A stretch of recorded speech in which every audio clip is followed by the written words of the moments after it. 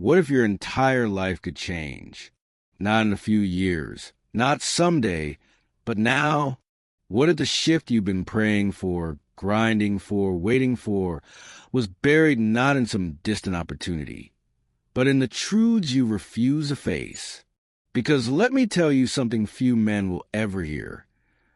Your life will only rise as far as your truth can carry it. And truth, real truth, isn't soft. It isn't inspiring. It doesn't pat you on the back and whisper, "You're doing fine." It slaps you in the face. It breaks the illusion.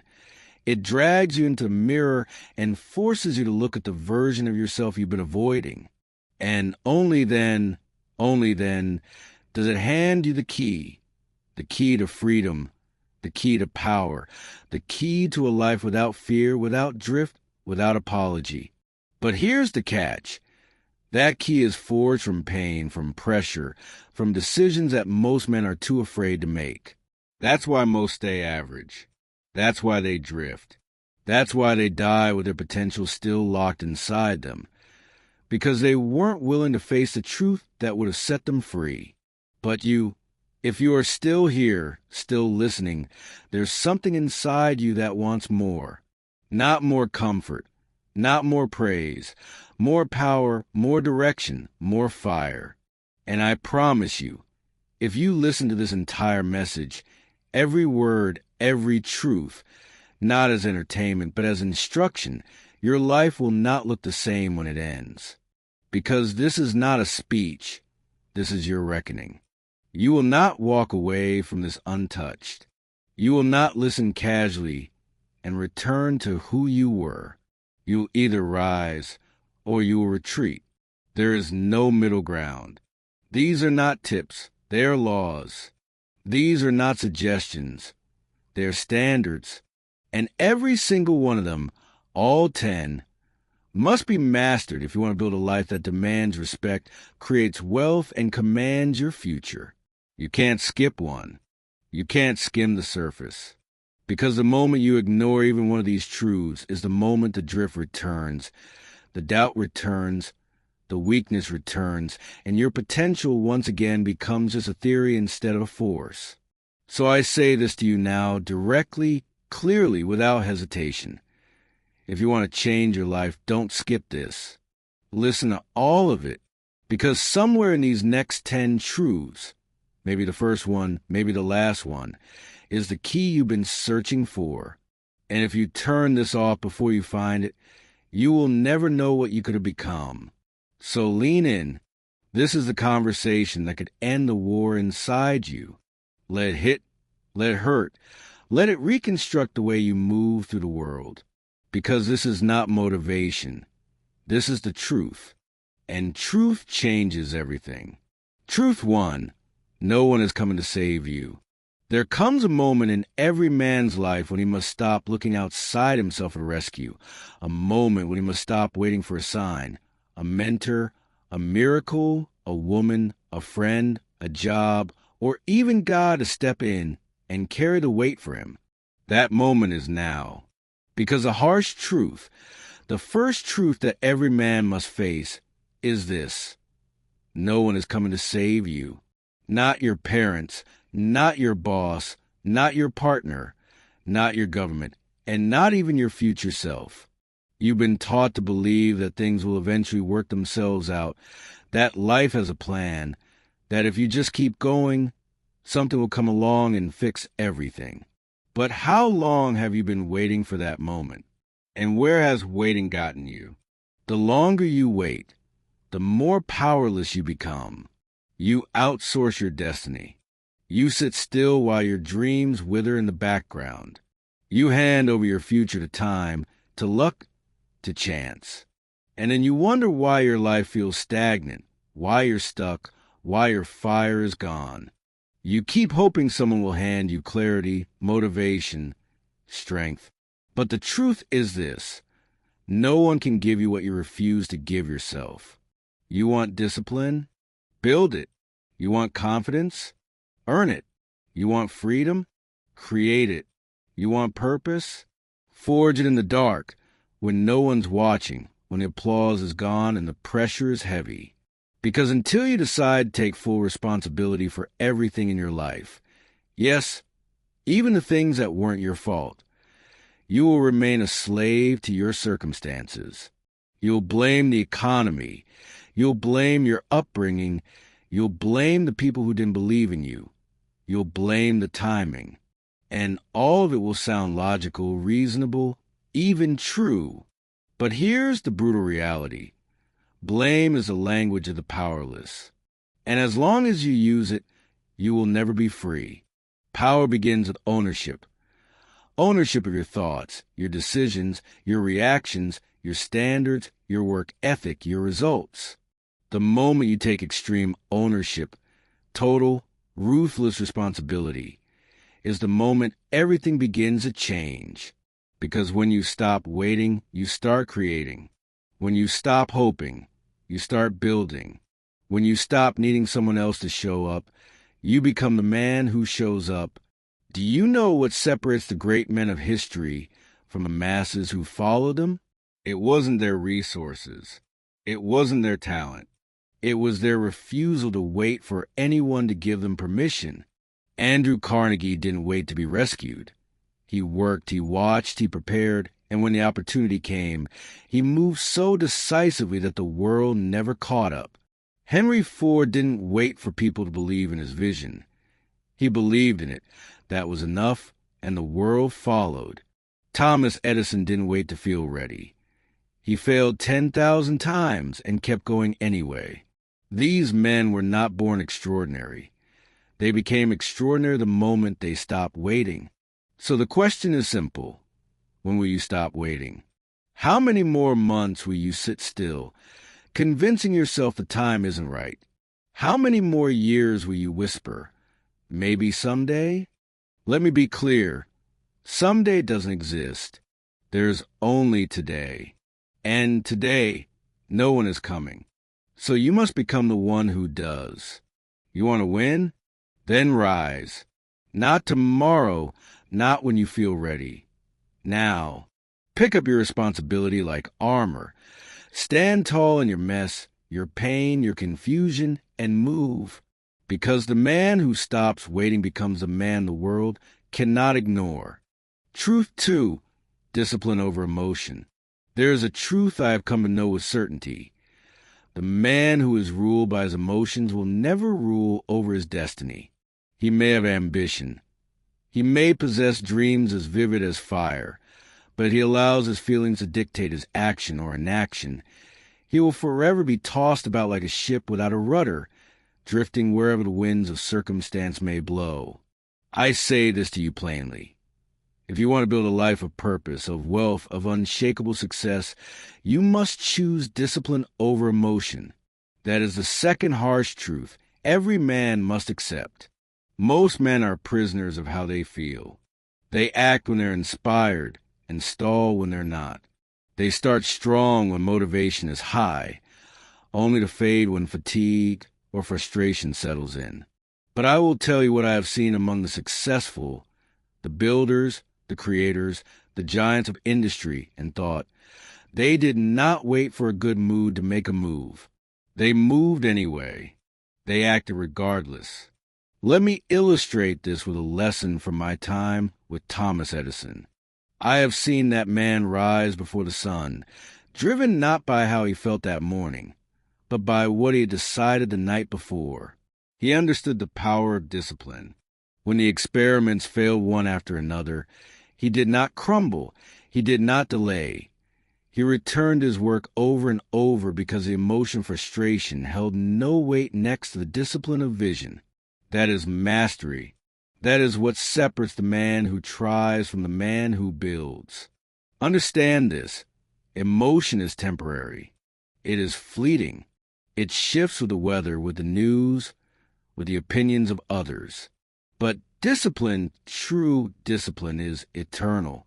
It is the backbone of consistency, and consistency is the mother of transformation. If you only act when you feel like it, you will never finish what you start. Your goals will become ghosts, haunting you with the echo of what could have been. And here's the deception. Your feelings will masquerade as reason. They will whisper to you, you need rest, when in truth you need resolve. They will say, now isn't the right time, when now is the only time. They will seduce you with comfort, convenience, and 1,000 rational lies, all meant to keep you exactly where you are. But a man of purpose does not ask his feelings for permission to pursue greatness. He commands himself forward. You may ask, how do I do this? How do I build such discipline when I have always followed emotion? And I will answer you as I was a student standing at the foot of the mountain. You must begin with small acts of defiance against the inner weakness. When your mind says sleep, you rise. When it says delay, you begin. When it says quit, you press on. These are not grand gestures. They are small, invisible victories. But together, they build a man who cannot be broken. Andrew Carnegie did not build an empire because he always felt good. He built because he had committed to build, whether rain or shine, support or solitude. He moved. He showed up. He honored the commitment he made to his future self, not the fleeting emotion of the present. This is what I teach those who come to me searching for success. Discipline is not harshness. It is not cruelty. It is love. Love for your higher self. It is the highest form of respect. It says, I believe in the man I am becoming more than I believe in the weakness I feel now. Do not misunderstand me. Emotions have their place. They can be teachers. They can be signals, but they are not kings. They must be acknowledged, but never obeyed. The man who gives emotions a throne sacrifices his future for a fleeting feeling. The man who installs discipline as his ruler walks steadily toward his definite purpose, no matter how stormy the sea becomes. So I ask you, what does emotion cost you? How many dreams have you delayed because you didn't feel ready? How many moments of greatness did you let pass because you didn't feel like showing up?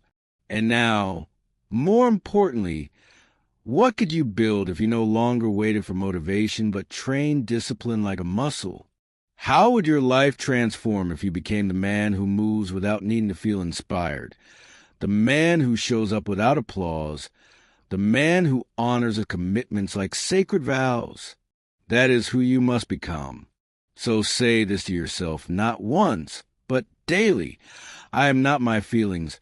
I am my decisions. I do not follow moods. I follow purpose. I do not wait to feel ready. I act, and readiness follows. Repeat it until it becomes your truth. And when you do, you will have mastered the second truth, the truth that will give you command over your day, your mind, your destiny. Discipline over emotion. Not once, always. Truth 3. Most men are drifting. Don't be one of them. If you don't control your thoughts, someone else already is. There is a disease plaguing the minds of most men, a silent decay that doesn't arrive with a roar, but with a whisper. It is not a sickness of the body, nor even of the soul, but of the will. This disease is called drifting, and unless a man is vigilant, it will take root in his life without his notice and consume every ounce of potential he ever possessed. A drifter is not a man of action. He is a man of reaction. He does not rise in the morning with purpose. He waits to be told what the day demands. He does not walk forward with intention. He wanders in uncertainty, hoping the winds of fate might be kind to him today. But understand this.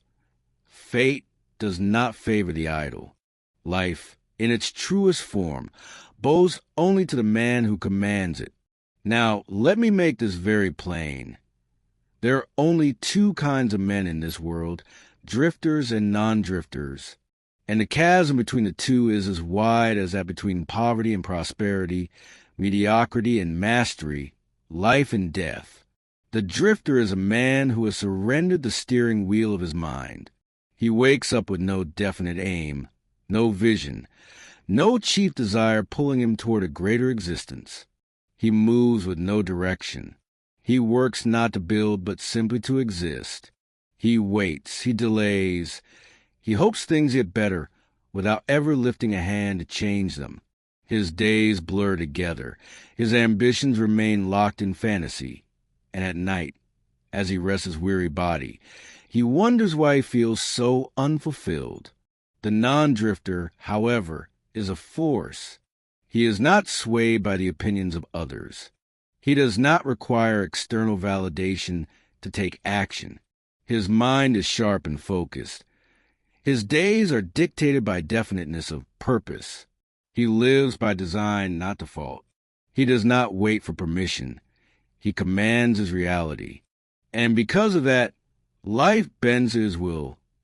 Not always at once, not always without hardship, but always in time. Now let us go deeper. Drifting, as I described in Outwitting the Devil, is not a conscious decision. It is the result of a man's failure to make a decision. It is a default state of an undisciplined, unfocused mind. It is the consequence of failing to seize control of one's own thinking. And here lies the most terrifying part. Once a man becomes a drifter, the devil himself takes up residence in his mind, not in some mythical sense, but in the form of fear, doubt, distraction, and dependency.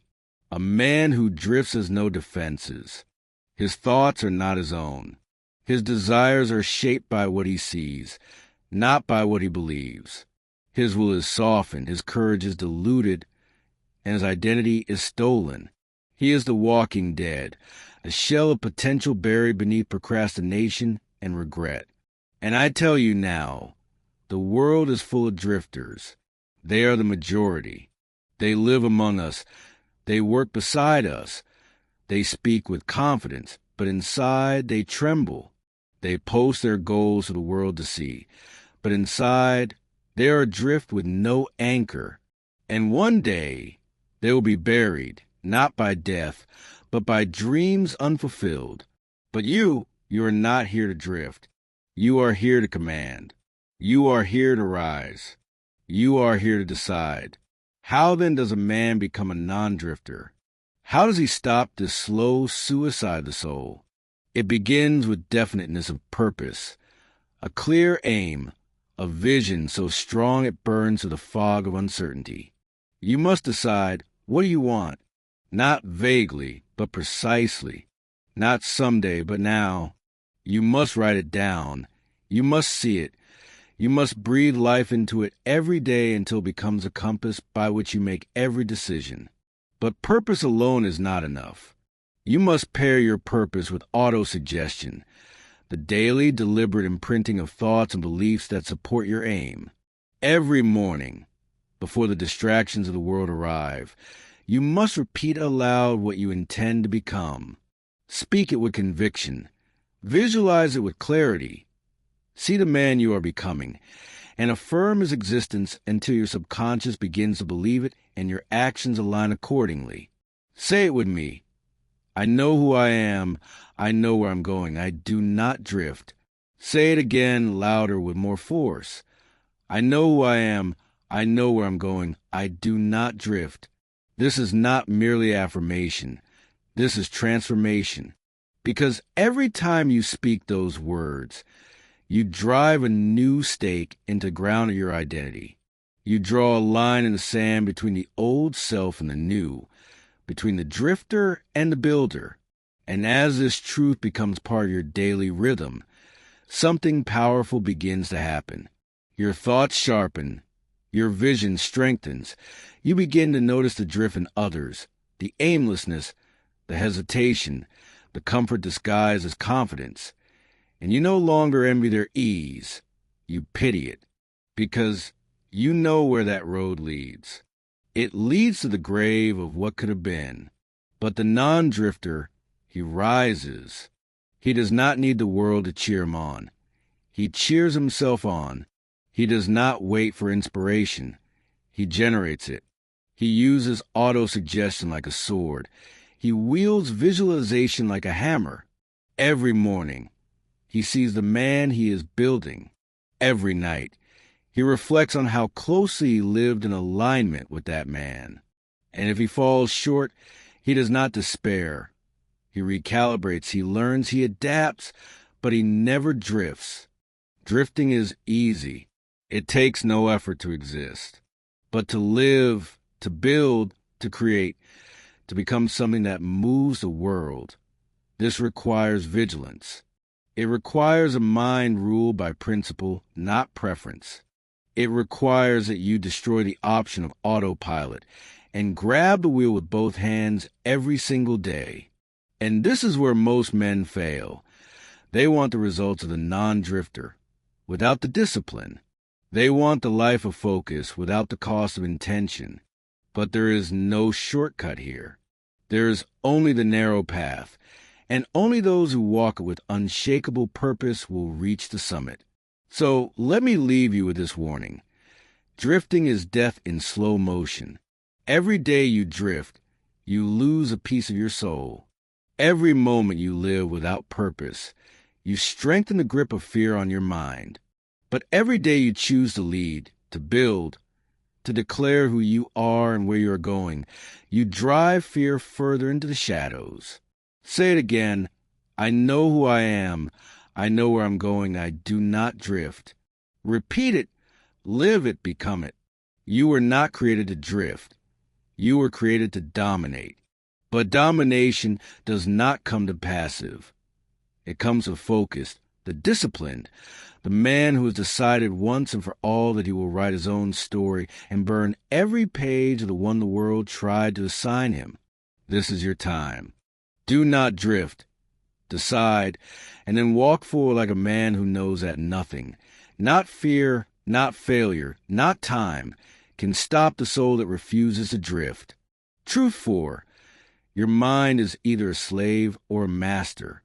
You either command your thoughts, or you are ruled by them. There is no neutral ground when it comes to the human mind. It is either your greatest asset or your greatest liability.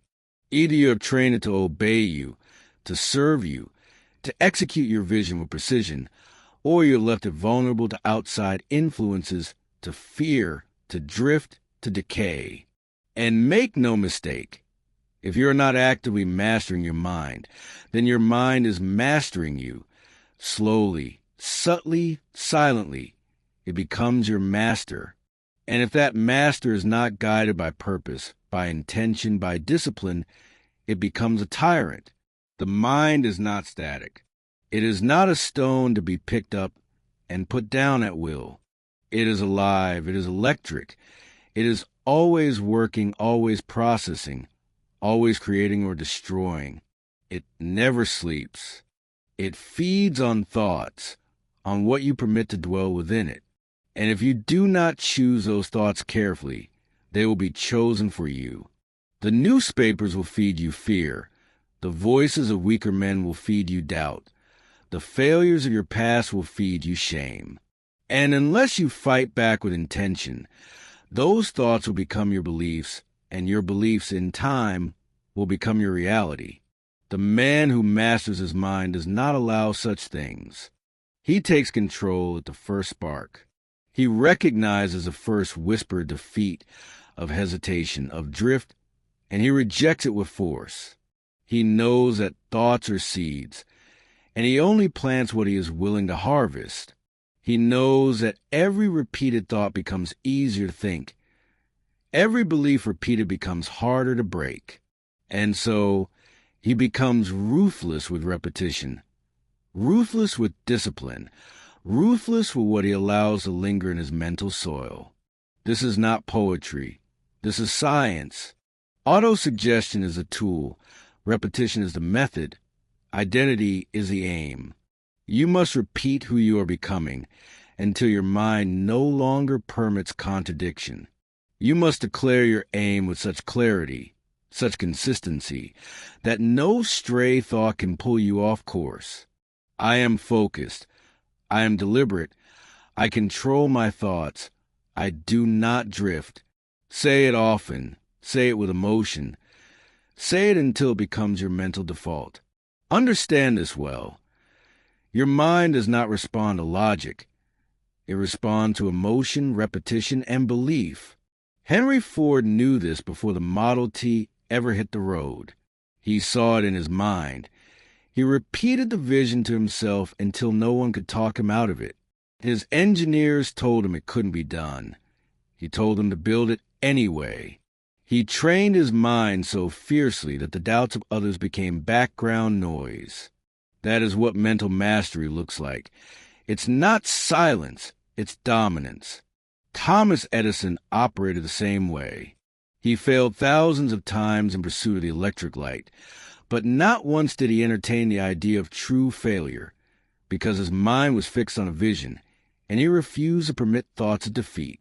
He had trained himself not to react emotionally, but to respond intelligently, not to fall apart under pressure, but to sharpen under it. He didn't allow his mind to drift. He forced it to obey. That is the difference between a man who creates and a man who reacts. And what of you? Where does your mind stand? Is it your instrument or your cage? When you wake up in the morning, who decides how you think? When stress hits, who is in control? When fear rises, who commands a response? These questions must be answered daily, not with words, but with action.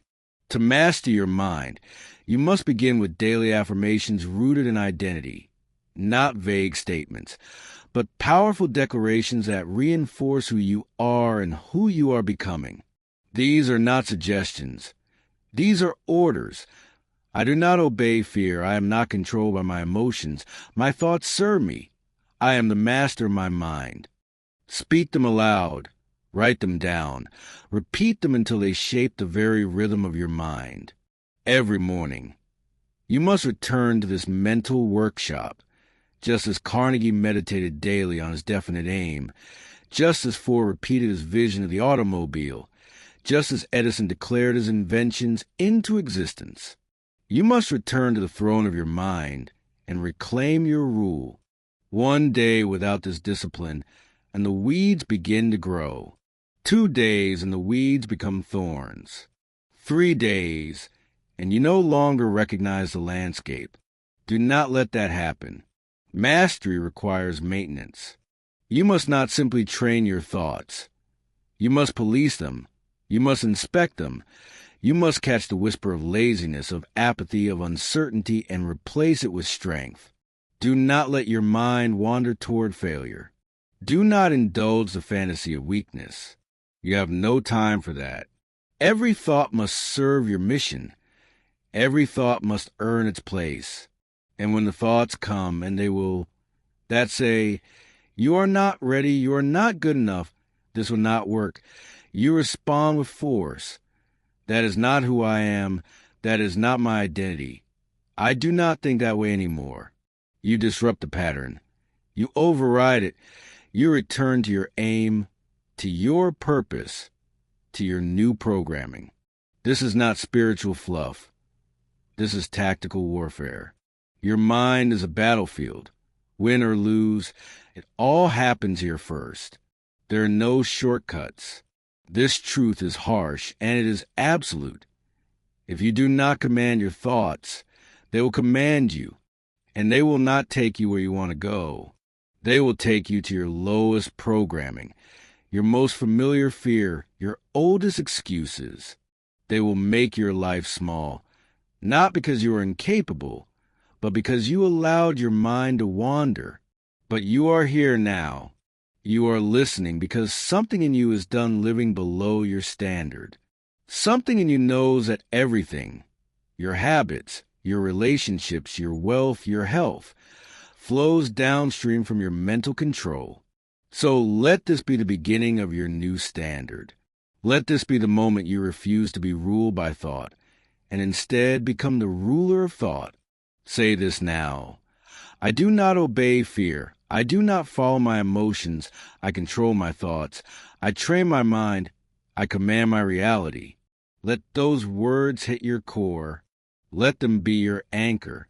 Let them be your weapon when weakness speaks. Because weakness will speak, and when it does, you must speak louder. Remember this. Your mind is not the enemy. It is the most powerful tool you will ever possess. But like any tool, it must be used correctly or it becomes dangerous. Like any fire, it must be contained or it will burn everything in its path. Use it, master it, command it, or it will command you. This is the fourth truth. And if you can live it, not just know it, but truly live it, then the world becomes yours, not through luck, but through law. The law of thought, the law of belief, the law of repetition. You are not your thoughts. You are their commander. And the man who commands his mind commands his destiny. Truth 5. Life will test you repeatedly. Build resilience. Every test is a question. Will you fold or will you rise? There is no man of greatness who has not first been forged by resistance. Life, as a silent and relentless teacher, does not reward the one who starts strong. It rewards the one who refuses to stop. And this is the fifth truth every man must accept. Life will test you again and again until your resilience becomes stronger than your excuses. You see, adversity is not the exception. It is a curriculum. Every hardship, every delay, every moment of silence is a chapter in your personal transformation. And it is not just hardship for hardship's sake. It is carefully designed to uncover what you truly believe, to test the strength of your desire, and to burn away the parts of you that are not built to last. Look around you. Every man you admire was built through fire. Carnegie did not rise to power because the world opened its arms. He was poor, underestimated, and overlooked, but he used every test as fuel. He endured long days, little pay, and even less recognition, but each moment of strain built something inside him. Fortitude, vision, strength, not the kind of strength that roars in comfort, but the kind that does not flinch in the storm. Thomas Edison failed thousands of times on the path to the electric light. Each failure was not a defeat. It was a lesson, a refinement, a test of his faith in himself. He did not crumble beneath the weight of delay. He became stronger under it. He didn't ask, "Why is this happening to me?" He asked, "What must I become to endure this?" And that is the shift every man must make. You cannot pray for the test to end. You must train to rise through it, because the test will not stop. Life does not test you once. It tests you repeatedly. It wants to see if your commitment was emotion or decision, if your mission was convenience or conviction. Most men, when tested, look for the nearest exit. They ask for a lighter load instead of a stronger back. They let one setback break their spirit. They stop at the first wall. They misinterpret resistance as a sign to turn around. But the truth is, resistance is not the end of the road. It is the entrance to the path that few dare walk. The man who becomes resilient does not ask life to ease up. He asks himself to level up. He sees the test and says, "Good, I'm being prepared." He doesn't hide from the strain. He leans into it. And with every blow, he becomes less breakable. With every silence, he becomes more self-sufficient. With every rejection, he becomes more determined. You must decide who you want to be when the test comes. And make no mistake, it will come. The silence, the failure, the fatigue, the betrayal, the doubt, all will visit you like waves hitting the shore, again and again, until your foundation is either shattered or made unshakable. But here's what life never tells you. The test is not there to stop you. It's there to show you what you're made of. The delay is not punishment. It is preparation. The silence is not rejection. It is refinement. And the struggle is not there to break you. It's there to make you immune to being broken. Every time you pass a test, you earn something greater than a result. You earn the identity of a man who does not fold. And that identity, once built, cannot be taken from you. Not by failure, not by fear, not even by time. Because resilience is not just something you feel. It is something you become. So, how do you build it? You start small. You do one hard thing every day. You finish what you start. You keep your word, even when it costs you comfort. You train when you don't feel like it. You speak truth when silence would be easier. These are the daily bricks of resilience. Stack them enough times, and you build a fortress that life's storms cannot penetrate. And when the big tests come, and they will, you do not shrink. You return to your training. You remember that your identity was forged in discomfort, and you face the test like a warrior faces battle, not with fear, but with fire. Say this now: I do not run from trials. I rise through them. I am not waiting for the test to end. I am training to pass it. Because the truth is simple, my friend. The test is not asking if you're good enough. It's asking if you're committed enough, not if you're talented enough, if you're disciplined enough, not if you want it, but if you're willing to endure for it. Do not be surprised by the trials. Expect them, welcome them, smile when they arrive. Because every time you pass one, the man you become is stronger, sharper, more unstoppable than the one before. And here's what life will never announce. The test is the breakthrough. Most men give up right before the reward. They walk away when they were one step from the gold. They choose comfort when they were seconds from clarity. They surrender because they never learned to suffer on purpose. But you are not like most men. You were not built to fold. You were not built to drift. You were built to endure. And that endurance will become your superpower. That grit will make you unstoppable. That refusal to retreat, that is what makes legends. Let this be a reminder. There is no greatness without the test.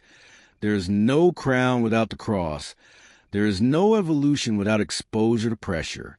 And the harder the test, the higher the calling. So next time life presses you, when the deal falls through, when the dream delays, when the plan breaks apart, say this: I was made for this. Say it until the pain bends to your belief. Say it until your mind is conditioned to stand tall when most men sit down. And this is the fire. And the fire does not burn the man who is ready. It reveals him, it purifies him, it anoints him.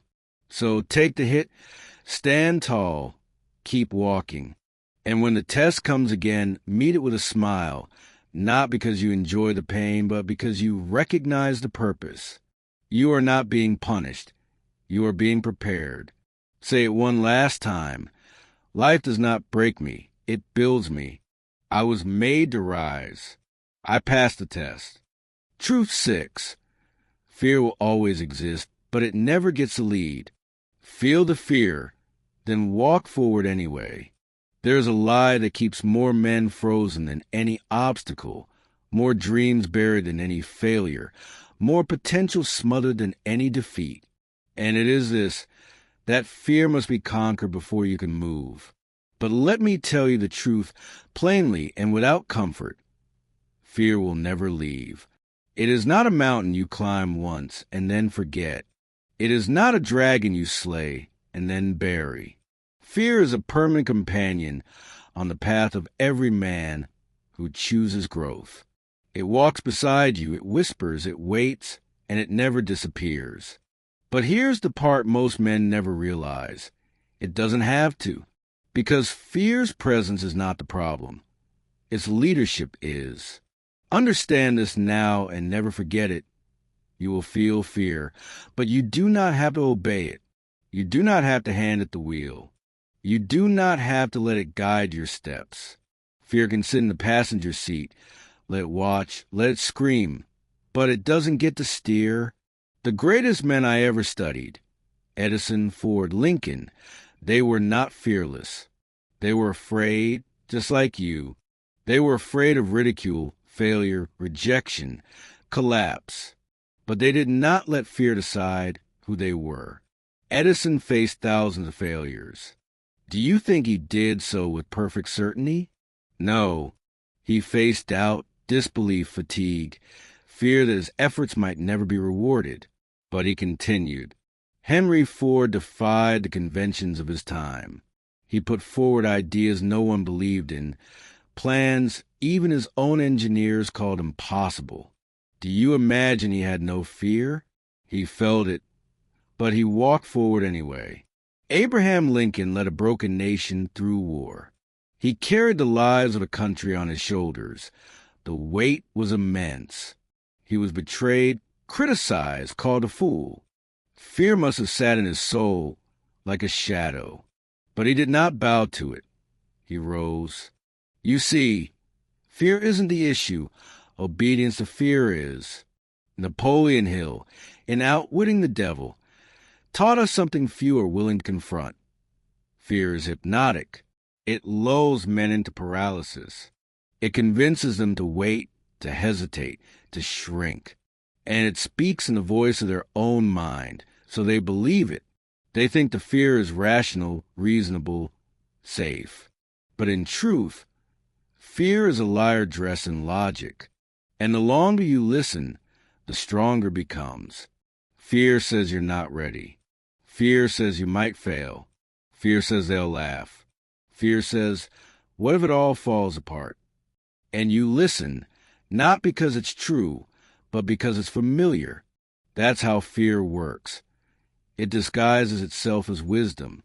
But let me tell you something. No man ever reached greatness by being comfortable, and no man ever achieved mastery by waiting to be unafraid. You must learn the most important distinction of all. Fear is not a stop sign. It's a signal. Fear means you are at the edge of growth. It means you are standing at the boundary of who you've been and who you could become. It means the next step matters. That's why it terrifies you, not because it's dangerous, but because it's powerful. So the moment you feel fear, you don't freeze, you step forward. That trembling is not weakness. It's a vibration of transformation. And the only way to walk through fear is to walk through fear. Let me say this to you as plainly as I can. If you're waiting for fear to go away before you take action, you will wait until your life has passed you by. The men who build empires, who shift industries, who write history, they are not unafraid. They are simply unwilling to be ruled by fear. That is the edge. That is the secret. You must feel fear and move anyway. Because every time you act in the presence of fear, you shrink its power, you build courage, you create momentum. You send a signal to your subconscious that says, I no longer obey fear, I obey vision. And here's the strategy few talk about: exposure. You must expose yourself to fear daily, not recklessly, but intentionally. Speak up, even when your voice shakes. Launch the idea, even when it's not perfect. Have the hard conversation, even when it makes you tremble. Say no when it's easier to say yes. Say yes when it would be safer to say no.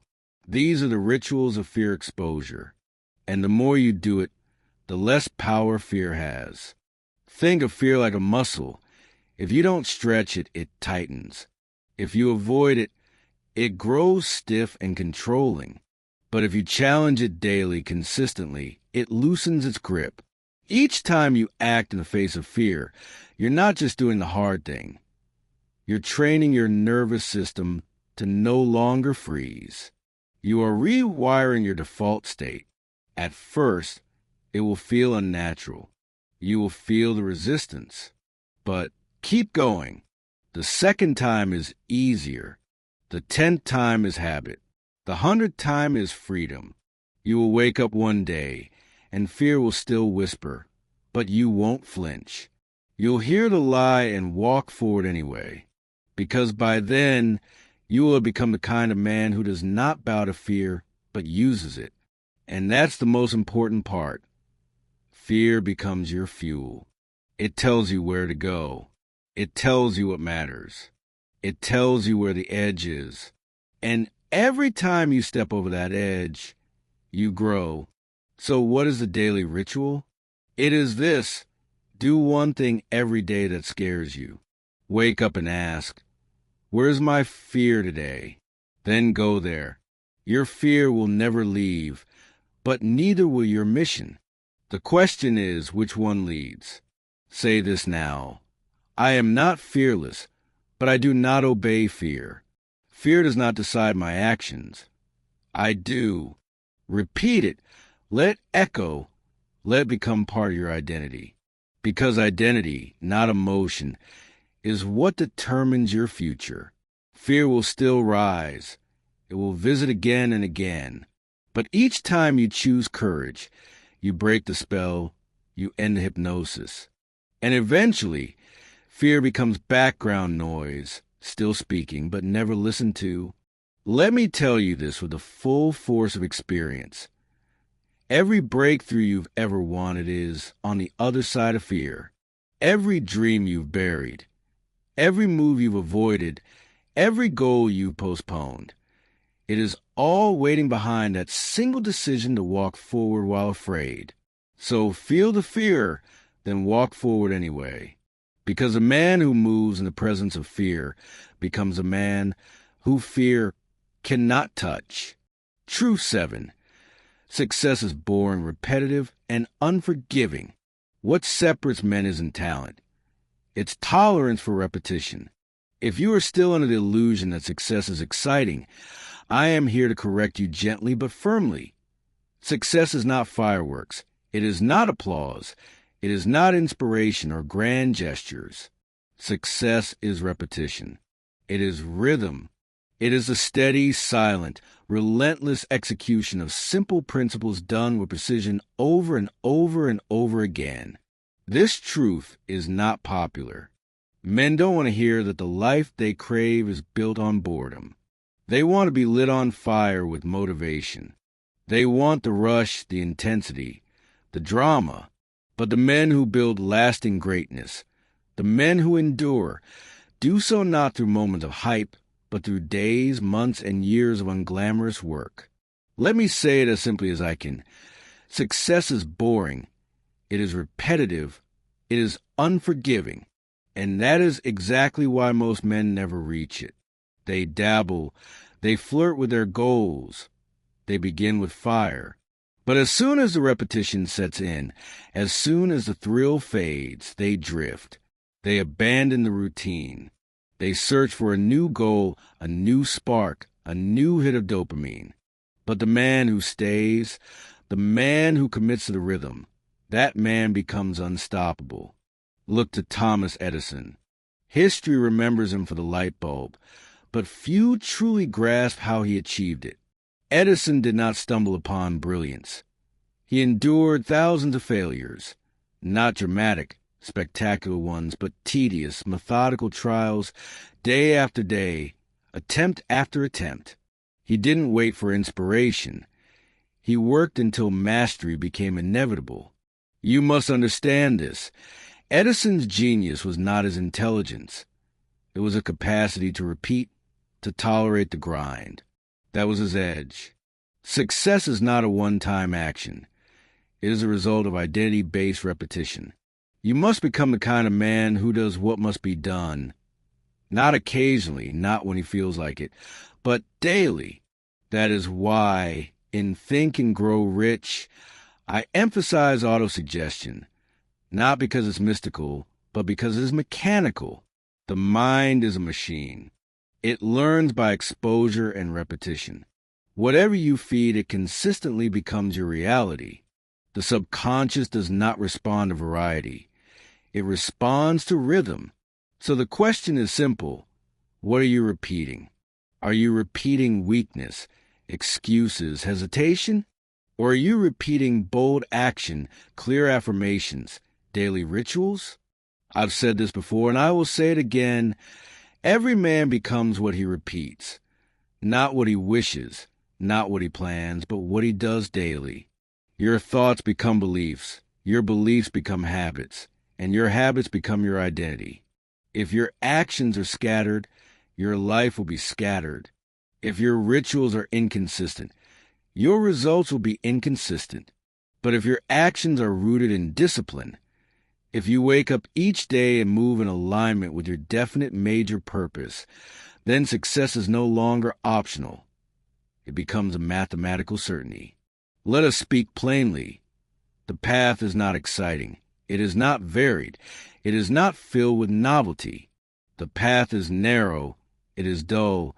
It is repetitive, and yet it is sacred, because every repetition is a vote for the man you are becoming.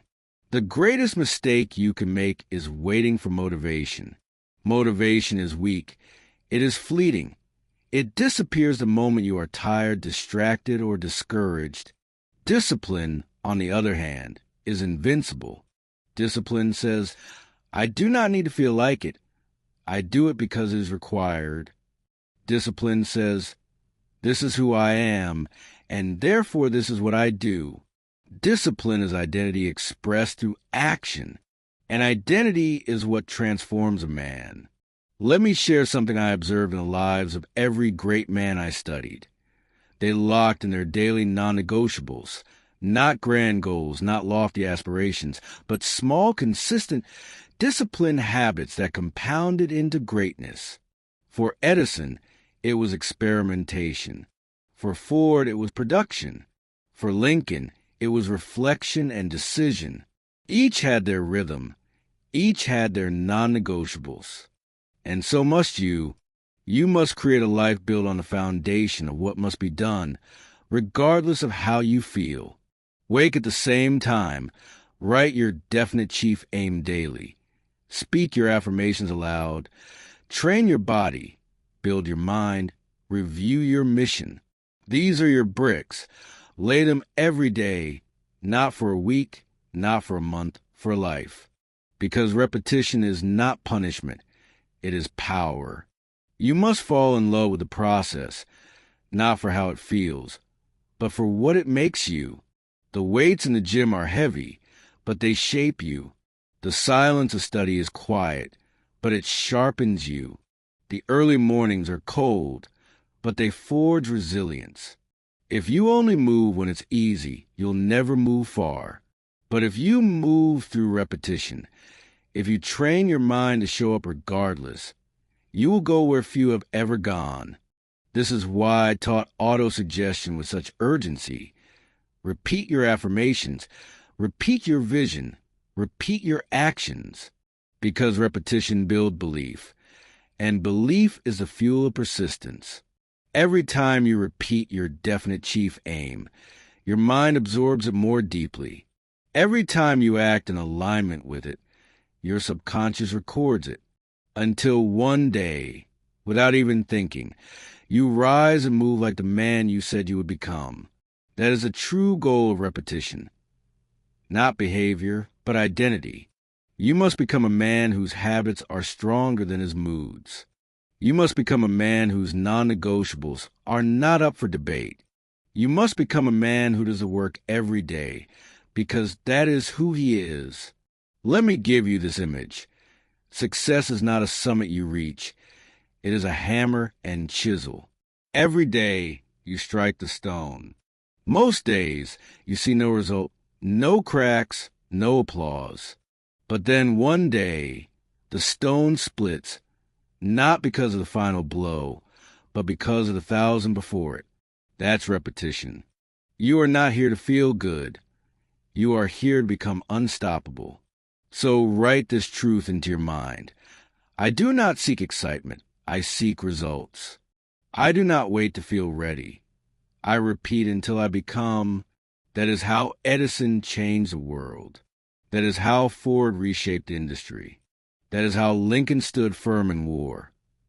Not by flashes of inspiration, but by the quiet, unwavering power of repetition. Now let us make it practical. Tool. Lock in your daily non-negotiables. Pick 3 to 5 simple, powerful actions that align with your mission, and do them every single day. No exceptions, no debate. Examples. Wake up at 5:30 a.m. Read 10 pages of purpose-driven content. Recite your chief aim and affirmations out loud. Move your body for 30 minutes. reflect in silence. These are not goals. These are standards. And you follow them not because they are exciting, but because they are effective. Say it with me. I am not moved by boredom. I am not distracted by novelty. I repeat power until it becomes my nature. This is the man who rises. Not the man with the best plan. Not the man with the most talent. But the man who can tolerate the grind longer than anyone else. Boredom does not break him. Repetition does not shake him. He knows that mastery is forged in the mundane.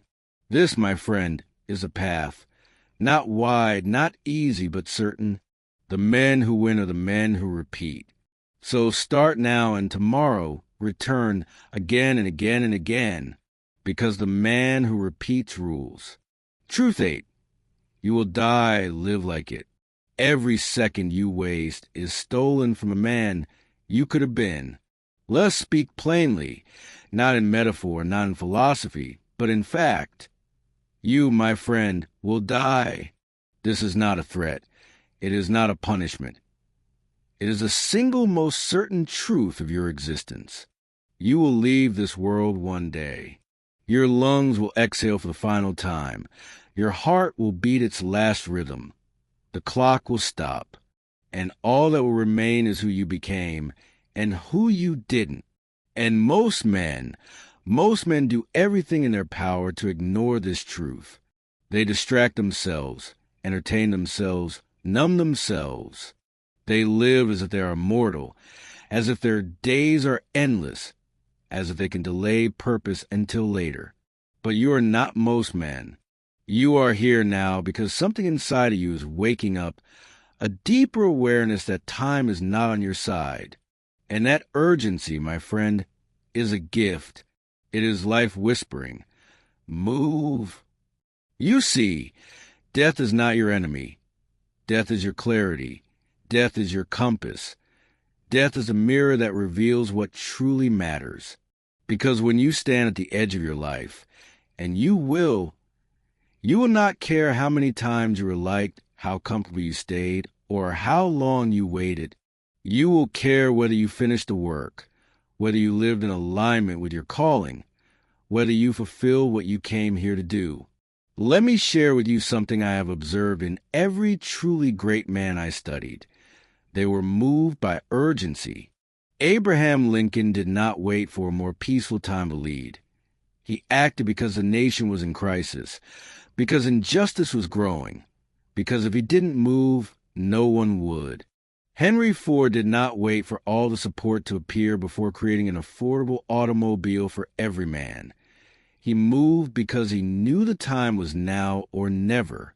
Thomas Edison did not wait for applause or guarantees. He pressed forward because the clock was ticking, and invention waits for no man. Each of them knew the same truth. You will die, and what you do before that moment defines everything. So ask yourself, are you living like a man who knows his time is short, or are you living like one who thinks he is forever? You see, when you accept your mortality, not in fear, but in clarity, you begin to live differently. You stop tolerating excuses. You stop bowing to fear. You stop delaying the work that your soul is begging you to begin. Because you realize every hour wasted is one you will never get back. Every day lived in mediocrity is one less day lived in legacy. And let us make no mistake. Most men die with regret. Regret for the words they never said. Regret for the dreams they never chased. Regret for the courage they never summoned. But you will not be that man. Because you will remember this truth. The clock is running and you have a mission. In outwitting the devil, I expose the greatest trick of the enemy of success.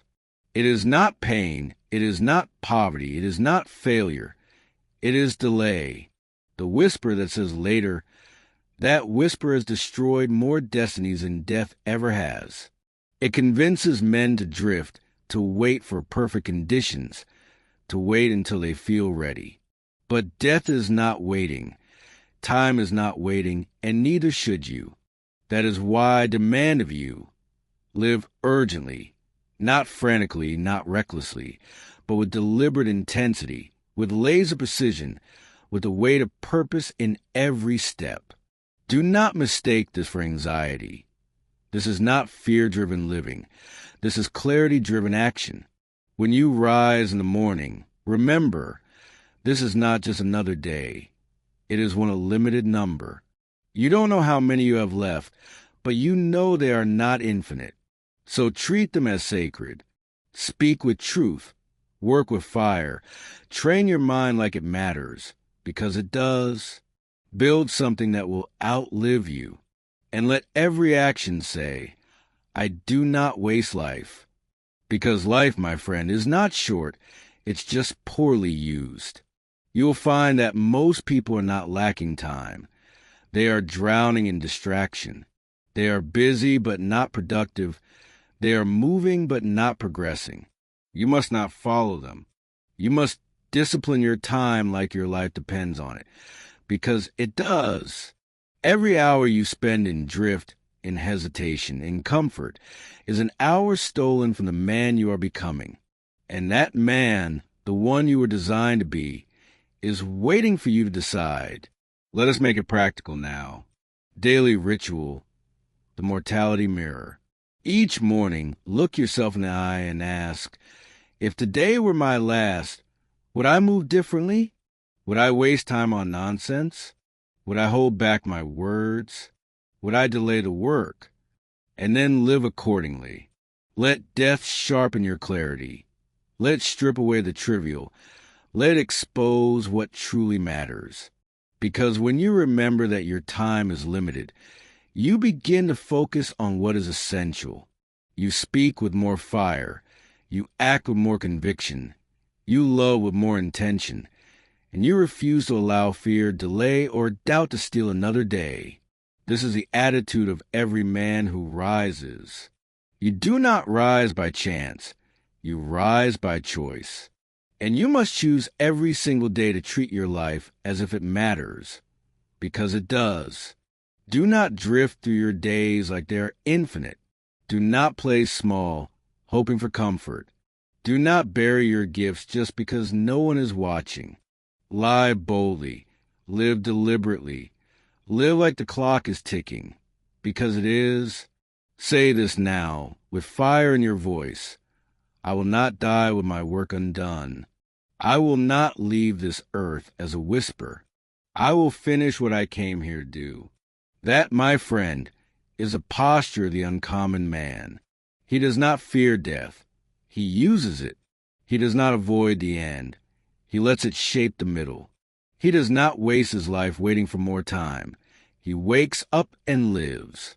This truth is not here to scare you. It is here to liberate you. Because when you finally accept that your time is limited, you are free. Free to speak. Free to build. Free to chase what matters. Free to rise. You do not have forever, but you do have now. So start, move, decide. And when your final moment comes, may you meet it with peace, not regret, because you live like a man who knew this moment could be the last. And that is what made you powerful. Truth 9. Pain is the price of transformation.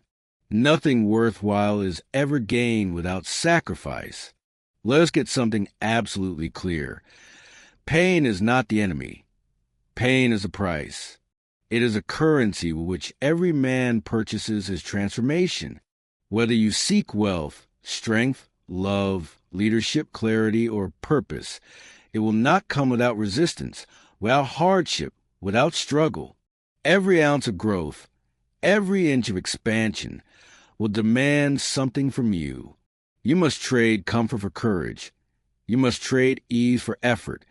You must trade who you are for who you could become. And that trade, it hurts. It hurts to let go of who you've been. It hurts to see old beliefs die. It hurts to watch familiar identities fall away. It hurts to do the work when no one applauds. It hurts to show up on the days when you feel nothing inside but fatigue, emptiness, or doubt.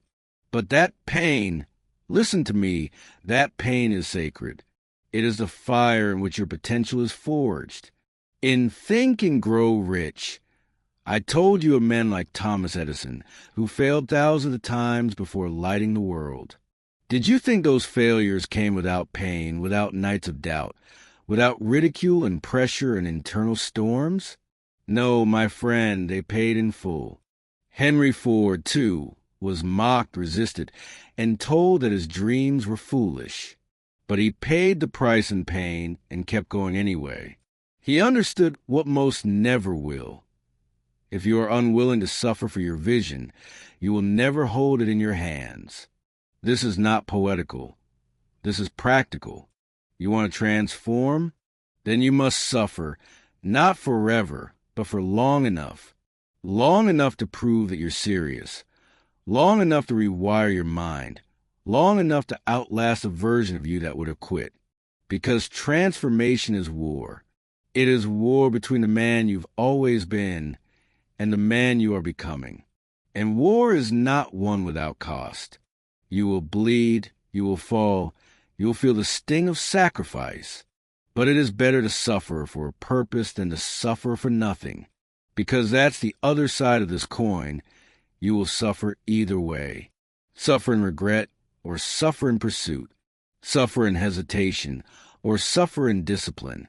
Suffer by watching your dreams die or suffer by doing what it takes to keep them alive. Choose your pain. In Outwitting the Devil, I expose a trick that steals greatness from men. The devil does not destroy your life with fire and fury. He destroys it with comfort. He whispers, "Take it easy. You've done enough. This hurts too much. Quit." And the moment you listen, the transformation stops. But the men who rise, the men who change the world, they welcome the pain. They know that behind every difficult step is a new strength being born. Every rep in the gym, every late night with no reward, every rejection, every mistake, every failure, every hour of silence when no one believes in them. That's the transformation. That's the work. And let me tell you something personal. Every time I faced pain on my path, every time I thought it might break me, it was never the end. It was the beginning of something greater. I look back now and see that every test was actually a gift. Because pain has a purpose. It reveals your limits. It burns away the lies, it humbles the ego, it silences distraction, and it leaves behind one thing, truth. So do not curse the pain. Bless it. It is the only honest teacher left in this world. Most men will run from it. They will avoid the fire, never knowing that inside that fire was the version of themselves they always wanted to become. But not you. You were built for this. You were built to endure. You were built to evolve. And you must remind yourself of this every single day. When the pain shows up, and it will, you do not retreat. You lean in. Say it out loud. I do not run from pain. I rise through it. I do not fear discomfort. I become something new because of it. Let those words guide your posture. Let them hold your back straight when the weight gets heavy. Because on the other side of this pain is the life you were meant to live. This is a trade. This is a price. And every man must pay it. So stop asking, why is this so hard? And start asking, who am I becoming because of this? Because that is the question that leads to power. And in that answer, you will find your transformation. Truth 10. Your weaknesses will destroy you if you don't kill them first. What you tolerate will eventually take everything from you. Let us now face one of the most dangerous, most ignored, and most destructive truths a man will ever encounter. Your weaknesses, if left unchecked, will ruin everything you build. They do not sleep. They do not vanish. They do not stay small. Weakness is not innocent. It is patient. It waits quietly. It hides behind your habits, your excuses, your justifications. It pretends to be manageable until one day it is not. And by the time most men notice, the damage has already been done. Their wealth gone, their focus shattered, their family torn, and their dreams buried beneath years of unconscious drift. Why? Because they tolerated what should have been terminated. They coped with what should have been confronted. They excused what should have been executed. In Outwitting the Devil, I wrote with clarity, the devil does not destroy men with force. He destroys them by appealing to their weaknesses. And those weaknesses, they are not always loud. In fact, they are often seductive. Comfort disguised as coping, indulgence disguised as reward, hesitation disguised as strategy. Laziness tells you to rest, but it's preparing your ruin. Lust whispers pleasure, but it's laying the trap. Anger feels righteous, but it's fracturing everything you care about. Envy feels justified, but it's poisoning your focus. Excuses sound reasonable, but they are silent assassins of destiny. If you do not kill these things, they will kill your future. Do not misunderstand me.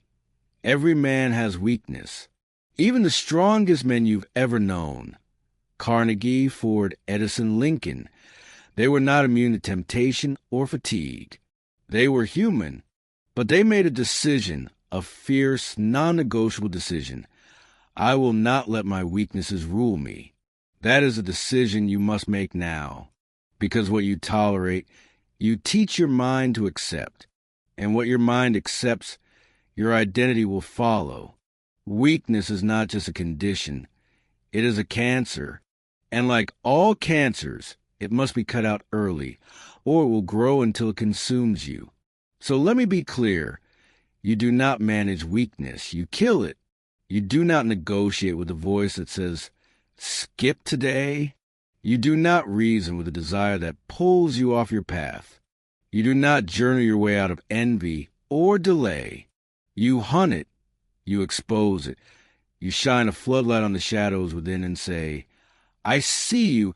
You don't belong here, and I will not allow you to stay. This is not about guilt. It's about power. It's about taking back control of your own mind. In Law of Success, I taught the necessity of self-analysis. You must study your own patterns as if your life depends on it, because it does. You must know your tendencies, your vices, your blind spots. You must keep a journal, not of your dreams, but of your weaknesses. Track them, identify them, pinpoint their triggers, and then crush them with ruthless consistency. This is how you build a fortress of the mind, one brick at a time. Brick by brick.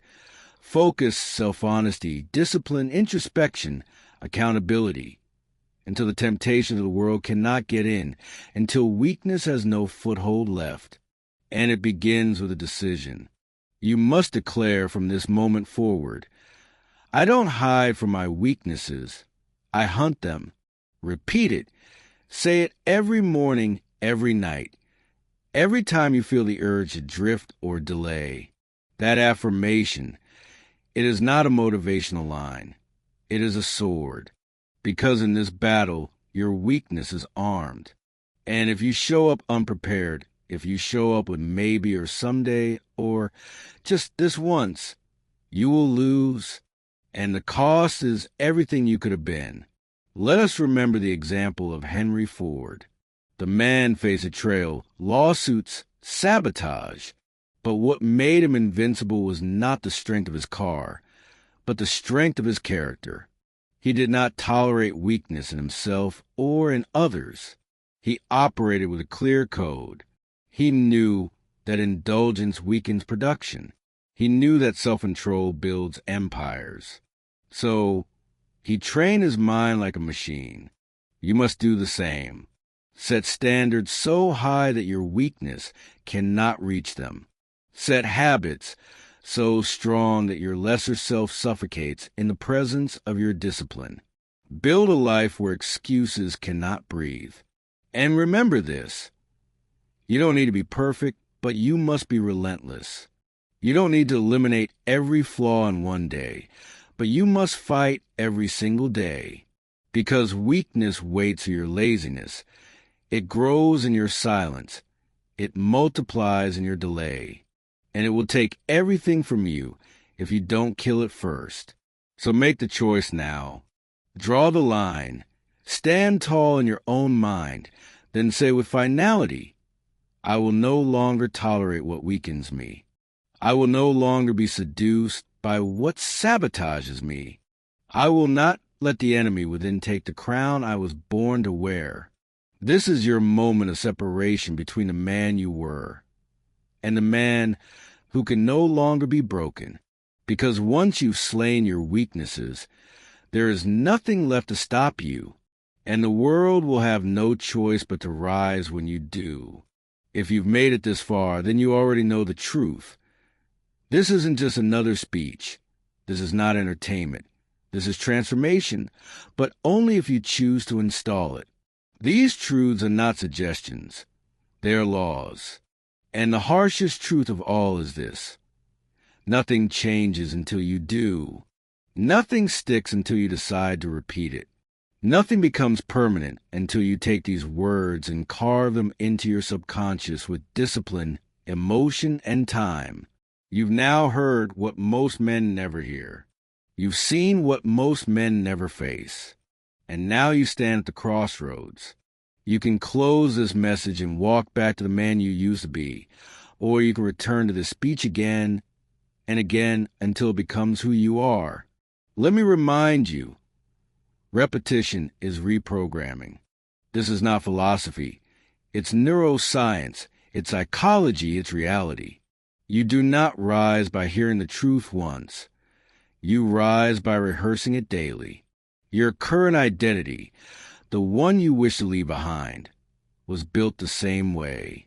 It was shaped by repeated thoughts, repeated excuses, repeated self-talk, repeated habits. And if those repetitions built the old you, then new ones can build the unshakable you. You must feed your mind new truths again and again until the old patterns starve to death. This is the rhythm of mastery, the ritual of elevation. I've said it before and I'll say it again. Autosuggestion, the deliberate, emotional repetition of belief, is the master key. You want power? You must speak it. You want certainty? You must feel it. You want identity? You must repeat it every single day. Because your subconscious mind does not obey wishes. It obeys instructions, and only the ones that are repeated with enough force, emotion, and consistency to override everything else. Let me ask you, what do you think built men like Henry Ford, Thomas Edison, Andrew Carnegie, Charles M. Schwab? Do you believe they simply got lucky? Do you believe they stumbled into success because of a good idea? No, they did not stumble, they installed. They didn't just have ideas. They had instructions, repeated so often that doubt had no room left to breathe. Henry Ford repeated belief when no one else believed. Edison repeated vision through 10,000 failures. Carnegie repeated discipline until he became steel himself. Schwab repeated action until the world couldn't ignore him. These men rehearsed themselves into greatness. And you must do the same. You must become the architect of your own mind. You must decide what gets repeated and then do it again and again and again until it's all that remains. Because here's a truth no one will tell you. The world is not designed to build your greatness. It is designed to distract it, to water down your edge and to tempt you into comfort, to make you forget who you are and what you're here to build. And the only way to push back, the only way to reclaim your mind, your identity, your destiny, is through repetition, backed by emotion, discipline, and decision. Not once, not when it's convenient, but daily, relentlessly. You must return to these truths the same way a warrior returns to his weapon. You sharpen them, you swing them, you become deadly with them. Because let me remind you one final time, this speech is not a single event. It is a seed, and repetition is the water. Water it once, and it dies. Water it daily, and it becomes an unshakable oak. You've heard the 10 truths. You've been shown the laws that separate men who drift from men who build. But none of that matters unless you choose to install it. So here's your final challenge. Don't move on. Return, revisit, recommit every single day until the old voice is gone, until the doubt no longer whispers, until the hesitation can no longer find your name, until the man you used to be is unrecognizable. And when you walk into the world with that new identity, when others wonder how you changed, when they ask what happened, you'll know the answer. You didn't change overnight. You changed every night. You didn't listen once. You listened until it became your nature. You didn't get lucky. You got disciplined. So plant your flag, not in hype, but in repetition, in ritual, in rhythm. You are no longer a man ruled by emotion. You're no longer a man led by fear. You are no longer a man who drifts. You are a man who commands, who acts, who repeats his vision until it becomes his identity.